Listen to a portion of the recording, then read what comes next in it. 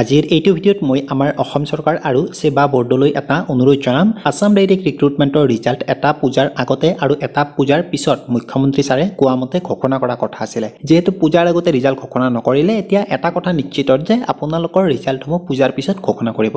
এতিয়া মই আমাৰ অসম চৰকাৰ আৰু সেবা বৰ্ডলৈ এটা অনুৰোধ কৰিব বিচাৰো, আপোনালোকে যেতিয়া এইবাৰ আসাম ডাইৰেক্ট ৰিক্ৰুটমেণ্টৰ ৰিজাল্ট ঘোষণা কৰিব, সেয়া ক্লাছ 3 হওক বা ক্লাছ 4 হওক, দুটা পদতে যাতে কেণ্ডিডেটসকলক আপোনালোকে এটা সুবিধা কৰি দিয়ে যাতে তেওঁলোকে ৰিজাল্টটো চাব পাৰে নিজৰ, যে তেওঁলোকে কিমান নম্বৰ পাই পাছ কৰিছে বা তেওঁলোকে যদি ফেইলো কৰিছে তেওঁ কিমান নম্বৰ পাইছে সেইখিনি যাতে তেওঁলোকে চাব পাৰে। ইয়াৰ লগতে মই আৰু এটা অনুৰোধ কৰিব বিচাৰো, সেইটো হৈছে যে অসম চৰকাৰ যাতে সেবা বৰ্ডক জনায় এইবাৰ যেতিয়া সেবাই আসাম ডাইৰেক্ট ৰিক্ৰুটমেণ্টৰ ক্লাছ 3 আৰু ক্লাছ 4 পদসমূহৰ ৰিজাল্ট ঘোষণা কৰিব, তেতিয়া যাতে সেবা বৰ্ডে যি কাট অফ নাম্বাৰৰ লিষ্ট থাকে সেইখন যাতে প্ৰকাশ কৰে।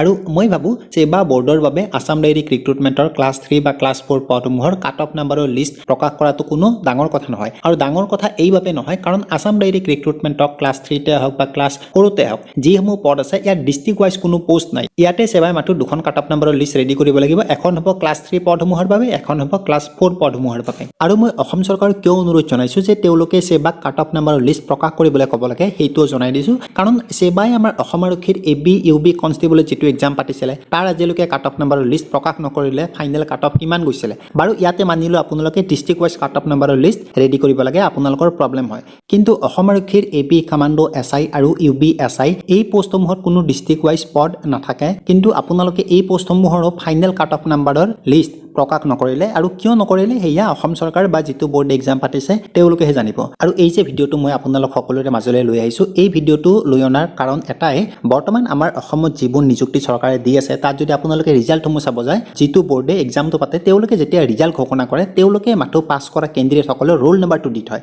এতিয়া এনেকৈ ৰোল নাম্বাৰ প্ৰকাশ কৰিলে আমাৰ কেণ্ডিডেটসকলৰ মনত বিভিন্ন ধৰণৰ প্ৰশ্ন উত্থাপন হয়। দ্বিতীয়টো হৈছে যে কোনোবা এজন কেণ্ডিডেটে যদি কোৱালিফাই কৰা নাই, তেওঁ যদি ফেইল কৰিছে, ফেইল মানে কি, ফেইল নকৰে কোনেও, কিন্তু যিটো এটা পাছ কৰা নাম্বাৰ থাকে তেওঁ সেইটো নাম্বাৰ নাপায়, যাৰ বাবে তেওঁ তাত উত্তীৰ্ণ হ'ব নোৱাৰে। এতিয়া মোৰ কথাটো হ'ল যে কোনোবা কেণ্ডিডেট এজনে যদি পৰীক্ষাত কোৱালিফাই নহয়, তেওঁ যাতে নিজৰ ৰিজাল্টটো চাব পাৰে যে তেওঁ কিমান নম্বৰ পাইছিলে, অন্ততঃ এইখিনি সুবিধা কৰি দিব লাগে যাতে কেণ্ডিডেটজনে নেক্সট যেতিয়া এক্সামটো দিব তাৰ বাবে আৰু অলপ ভালকৈ প্ৰস্তুতি চলাব পাৰে। আৰু আপোনালোকে কি ভাবে, যেতিয়া ৰিজাল্ট ঘোষণা কৰিব তেতিয়া যাতে প্ৰত্যেকজন কেণ্ডিডেটে নিজৰ ৰিজাল্টটো চাব পাৰে তাৰ সুবিধা কৰি দিব লাগে নে নালাগে, লগতে কাট অফ নাম্বাৰৰ লিষ্ট প্ৰকাশ কৰিব লাগে নে নালাগে সেয়া কমেণ্ট বক্সত কমেণ্ট কৰি জনাবলৈ নাপাহৰিব। কিন্তু ভিডিঅ'টো আধা চোৱাকৈ বা ভিডিঅ'টো চাইও যদি বুজি নাপায় কোৱা কথাখিনি, পাগলৰ নিচিনা যাতে যি কমেণ্ট নকৰে। আৰু যিসকলে আগলৈ এনেকুৱা ভিডিঅ' চাই থাকিব বিচাৰে ভিডিঅ'টো লাইক শ্বেয়াৰ কৰাৰ লগতে চেনেলটো ছাবস্ক্ৰাইব কৰি ল'বলৈ নাপাহৰিব। ধন্যবাদ।